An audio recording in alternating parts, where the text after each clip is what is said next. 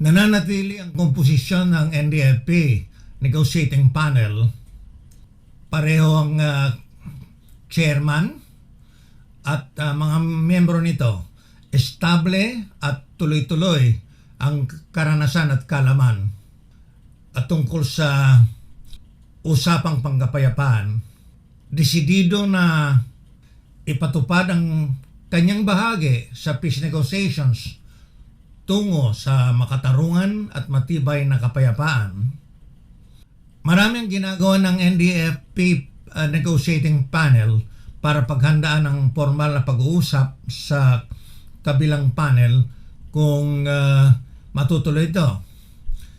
Aktibo sa mga consultations ng mga special representatives ng dalawang panig para ihanda ang agenda, saklaw at direksyon ng pag-uusap.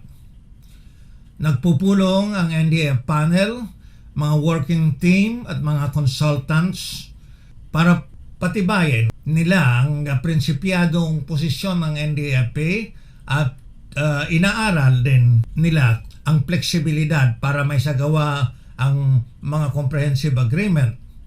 Tulad ng nangyari sa pagsasagawa ng comprehensive agreement on respect for human rights and international humanitarian law. Inaaral din nila kung paano pangibabawan ang obsesyon o kagustuhan ng kabila na hanggang surrender ng mga revolusyonaryo at tigil putukan o pasifikasyon lang ang mangyayari.